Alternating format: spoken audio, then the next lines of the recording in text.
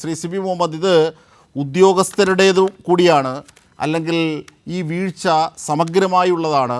അതിന് അശ്രദ്ധ എന്ന് പറയാനാകില്ല, അത് ബോധപൂർവം ചെയ്ത ഒന്നാണ്. അതിലേക്കുള്ള അന്വേഷണം പ്രഖ്യാപിക്കാൻ സർക്കാർ എടുക്കുന്ന കരുതലും ഉദ്ദേശവുമൊക്കെ ലക്ഷ്യപ്രാപ്തിയിലെത്തിക്കുന്നതാണ്. ഇപ്പോൾ കോട്ടക്കൽ തന്നെ നമുക്കറിയാം, യഥാർത്ഥത്തിൽ ഇത് ഉദ്യോഗസ്ഥരുടെ മാത്രമല്ല, അവിടെ വാർഡ് തലത്തിലുള്ള ജനപ്രതിനിധികൾക്ക് കൂടി അതിനകത്ത് ധാർമ്മികമായൊരു റോളുണ്ട്, അല്ലേ? അങ്ങനെ കരുതേണ്ടതല്ലേ?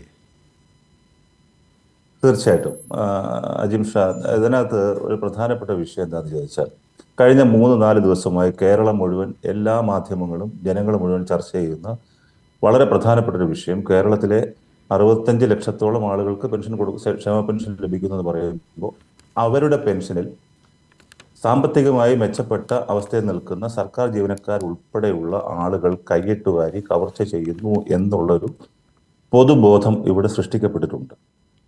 ഈ ഒരു കാര്യം ഉയർന്നു വന്നതിന്റെ പ്രധാനപ്പെട്ട കാരണം ബഹുമാനപ്പെട്ട ധനമന്ത്രി 2-3 ദിവസം മുൻപ് പത്രസമ്മേളനത്തിൽ പറഞ്ഞൊരു കാരണമാണ്. അദ്ദേഹം പറഞ്ഞത്, കേരളത്തിലെ ക്ഷേമ പെൻഷനിൽ 1458 സർക്കാർ ജീവനക്കാർ, അത് ഉന്നത തലത്തിലുള്ള കോളേജ് പ്രൊഫസർമാർ തുടങ്ങി ഹയർ സെക്കൻഡറി അധ്യാപകർ ഉൾപ്പെടെയുള്ളവർ, ഈ 1458 പേർ ഈ പെൻഷൻ ക്ഷേമ പെൻഷൻ അവര് കണ്ടെത്തിയ ക്രമക്കേടിൽ അവർക്ക് കിട്ടിയ മിനിസ്റ്റർക്ക് കിട്ടിയ റിപ്പോർട്ടിന്റെ അടിസ്ഥാനത്തിൽ, ധനവകുപ്പിൽ കിട്ടിയ ഫയലിന്റെ അടിസ്ഥാനത്തിൽ ഇത്രയും 1458 ജീവനക്കാർ, അത് ഉയർന്ന അവസ്ഥയിൽ ഉൾപ്പെടെ ഉള്ളവർ ക്ഷേമ പെൻഷൻ കവർന്നെടുത്തിരിക്കുന്നു എന്നൊരു പ്രഖ്യാപനമാണ് അദ്ദേഹം നടത്തിയത്. സ്വാഭാവികമായും മാധ്യമങ്ങളിലും സമൂഹത്തിലും ഉയർന്നു വന്ന ഏറ്റവും വലിയൊരു വിഷയം, സാധാരണക്കാരനായ സമൂഹത്തിലെ ഏറ്റവും ദുർബലരായ ജനവിഭാഗങ്ങൾക്ക് കിട്ടുന്ന ക്ഷേമ പെൻഷനിൽ സർക്കാർ ജീവനക്കാർ കൈയിട്ട് വാരുന്നു എന്നുള്ള ഒരു മെസ്സേജാണ് പൊതുസമൂഹത്തിലേക്ക് വന്നത്. എന്നാൽ ഇത് ആരാണ് കൈയടക്കിയത്, ഇത് ആരാണ് കൈയിട്ട് വാരിയത്, ആരാണ് ഇതിന്റെ ഫലം കൊണ്ടുപോയതെന്നുള്ളതിനെ സംബന്ധിച്ച് ആരുടെയും പേര് വെളിപ്പെടുത്തുവാൻ ഞങ്ങൾ തയ്യാറല്ല എന്നുകൂടി ബഹുമാനപ്പെട്ട ധനമന്ത്രി അന്ന് പറയുകയുണ്ടായി. അപ്പോൾ എന്താ സംഭവിച്ചത്? 5.5 ലക്ഷത്തോളം വരുന്ന കേരളത്തിലെ സർക്കാർ ജീവനക്കാർ, 5.5 ലക്ഷത്തോളം വരുന്ന കേരളത്തിലെ സർവീസ് പെൻഷൻകാർ, ഇവരെല്ലാവരും സംശയത്തിന്റെ നിഴലിലേക്ക് പോയി.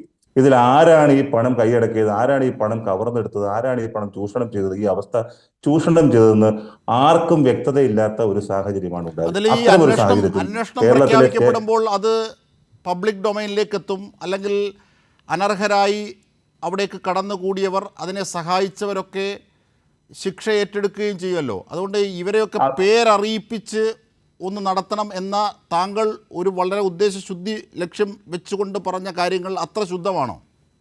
ശുദ്ധമാണ്. കാരണം എന്താണെന്ന് ചോദിച്ചാൽ, ഇത് ആരാണിത് കവർന്നെടുത്തതെന്ന് അറിയാതെ 5 ലക്ഷം ആളുകളെ നിഴലിൽ നിർത്തുകയാണ്, ഇരുട്ടിൽ നിർത്തുകയാണ്. ഇത് ആരാണിത് കൈയടക്കിയത്? ഒരു ലിസ്റ്റ് മാധ്യമങ്ങളെ കണ്ടത് ഞങ്ങൾ മനസ്സിലാക്കുന്നത്, കുക്കുമാർ, വിദ്യാഭ്യാസ വകുപ്പിലും ആരോഗ്യ വകുപ്പിലുമുള്ള ജീവനക്കാരെയാണ് ഏറ്റവും കൂടുതൽ ഇതിനകത്ത് ഇത്തരം പണം കൈപ്പറ്റിയതായി കണ്ടതായി ആ രേഖയിൽ പറയുന്നു. അതിൽ തന്നെ ഞങ്ങൾ ആ ലിസ്റ്റിൽ, മാധ്യമങ്ങളിൽ കണ്ട ലിസ്റ്റ് അനുസരിച്ച്, അതിൽ കുക്കുമാർ, sanitary workers, part time sweepers ഒക്കെയാണ് അതിനകത്ത് മെജോറിറ്റി ആളുകളും വരുന്നത്.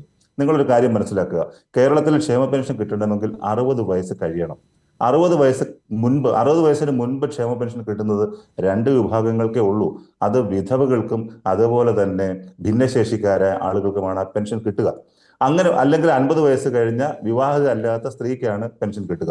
അങ്ങനെയുള്ളൊരു സാഹചര്യത്തിൽ 50 വയസ്സിന് കേരളത്തിലെ പെൻഷൻ പ്രായം 56 വയസ്സാണെന്ന് നിങ്ങൾക്കറിയാം.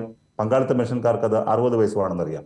ആ 60 വയസ്സിന് ശേഷം മാത്രമേ സാമൂഹ്യക്ഷേമ പെൻഷൻ കിട്ടൂ എന്നിരിക്കെ, അതിന് മുൻപ് കിട്ടാൻ സാധ്യതയുള്ള 2 വിഭാഗം ഒന്നുകിൽ ഭിന്നശേഷിക്കാരായിരിക്കണം, അല്ലെങ്കിൽ ഈ പറഞ്ഞതുപോലെ എന്തായിരിക്കണം, ഭിന്നശേഷിക്കാരോ അല്ലെങ്കിൽ വിധവകളോ ആയ ആളുകളായിരിക്കണം.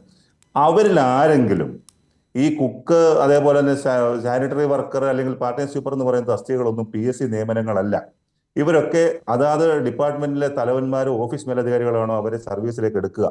ഇങ്ങനെ വിധവാ പെൻഷനോ ഈ ഭിന്നശേഷി പെൻഷനോ കിട്ടുന്ന ഒരാൾ അവർ സർവീസിലേക്ക് കടന്നു വരുന്നത് സർവീസിലെ ഏറ്റവും താഴ്ന്ന തസ്തികയിലേക്കാണ് വരിക. അവർ കടന്നു വരുമ്പോൾ അവർ വാങ്ങിച്ചുകൊണ്ടിരിക്കുന്ന പെൻഷൻ അറിഞ്ഞുകൊണ്ടോ അല്ലെങ്കിൽ അറിയാതെയോ അവർ തുറന്നു പോയതാകാം ഇതിൽ വന്ന ഈ ഇന്നത്തെ യോഗത്തിന് ശേഷം പ്രധാനപ്പെട്ടതായി സർക്കാർ മുമ്പോട്ട് വെക്കുന്നത് അശ്രദ്ധമാണെന്ന് കാണാനാകില്ല, അല്ലെങ്കിൽ അറിയാതെ പറ്റിയ ഒരു അബദ്ധമാണെന്ന് കാണാനാകില്ല. കാരണം അത്രയേറെ സമഗ്രമായാണ് ഇതിനകത്തെ ഞാനും അവരറിയാതെ ചെയ്തതാണെങ്കിലും അറിഞ്ഞുകൊണ്ട് ചെയ്തതാണെങ്കിലും ക്ഷേമ പെൻഷൻ അവർക്ക് ലഭിച്ചിട്ടുണ്ടെങ്കിൽ അവർക്കെതിരെ നടപടി എടുക്കണം എന്ന് തന്നെയാണ് സ്റ്റേറ്റ് എംപ്ലോയീസ് യൂണിയന്റെ നിലപാട്. ഞങ്ങളുടെ നിലപാട് അത് തന്നെയാണ്. അതിന് ഞങ്ങൾ ഗവൺമെന്റിനെ പിന്തുണയ്ക്കുന്നു. അതുകൊണ്ട് തന്നെയാണ് ഞങ്ങൾ പറഞ്ഞത്, ഇവരുടെ പേരുകൾ നിങ്ങൾ പുറത്തു പറയൂ. വെറുതെ കോളേജ് പ്രൊഫസർമാർ അല്ലെങ്കിൽ ഹയർ സെക്കൻഡറി അധ്യാപകർ എന്ന് പറഞ്ഞു വരുമ്പോൾ കേരളത്തിലെ മുഴുവൻ സർവീസിലെ ഏത് നിലയിലുള്ള ജീവനക്കാരും ഇതിന്റെ ഭാഗമായി എന്നൊരു തോന്നൽ പൊതുസമൂഹത്തിന് ഉണ്ടാകുന്നുണ്ട്. അത് തിരുത്തേണ്ട സമയമുണ്ട്. ഇത് ഒരു സമഗ്രമായ റിപ്പോർട്ട് ലഭ്യമാകുന്നതിന് മുൻപ് തന്നെ, സർക്കാരിലേക്ക് ഇതുമായി ബന്ധപ്പെട്ട ഒരു പൂർണ്ണമായ റിപ്പോർട്ട് ലഭ്യമാകുന്നതിന് മുൻപ് തന്നെ 1458 സർക്കാർ ജീവനക്കാർ ഇത് കവർന്നെടുക്കുന്നു എന്നൊരു പ്രഖ്യാപനം ബഹുമാനപ്പെട്ട ധനമന്ത്രി അല്ല, നടത്തിയതിലാണ് നഗരസഭാ ഞങ്ങൾക്ക് അധ്യക്ഷ പ്രതിഷേധം. കോട്ടക്കൽ നഗരസഭാ അല്ലെങ്കിൽ അധ്യക്ഷ അനീഷയും പറഞ്ഞിട്ടുണ്ട്, സർക്കാരിന്റെ ഓക്കെ, അതതിന് ശേഷമാണ്. നിർദ്ദേശപ്രകാരം 22 അതതിന് ശേഷമാണ്. പേര് വെട്ടിയെന്ന്. അത് 2 ദിവസം മാധ്യമങ്ങൾ മുഴുവൻ ഇത് ചർച്ച ചെയ്തതിനു ശേഷമാണ് ഈ പ്രശ്നം വന്നത്. ബഹുമാനപ്പെട്ട ധനമന്ത്രി ഇത് പറയുമ്പോൾ എല്ലാവരുടെയും മനസ്സിൽ കേരളത്തിലെ സർക്കാർ ജീവനക്കാർ മാത്രമാണ് ഉണ്ടായിരുന്നത്. അവർ അനർഹമായി ഇത് കൈപ്പറ്റുന്ന ഒരു പ്രതീതിയാണ് ഉണ്ടായിരുന്നത്. അതേസമയം അനർഹരായ ധാരാളം ആളുകൾ ഈ ക്ഷേമ പെൻഷൻ കൈയടക്കുന്നുണ്ടെന്നും കവർന്നെടുക്കുന്നുണ്ടെന്നും അതിൽ കേരളത്തിലെ സർക്കാർ ജീവനക്കാരും ഉൾപ്പെട്ടിട്ടുണ്ട് എന്നായിരുന്നു മന്ത്രി പറഞ്ഞിരുന്നതെങ്കിൽ ഈ പ്രശ്നമൊന്നുമില്ലായിരുന്നു. കാരണം എല്ലാവരും ഇതിന്റെ ഭാഗമായിട്ടുണ്ടെന്നൊരു തോന്നൽ എല്ലാവർക്കും വരുമായിരുന്നു.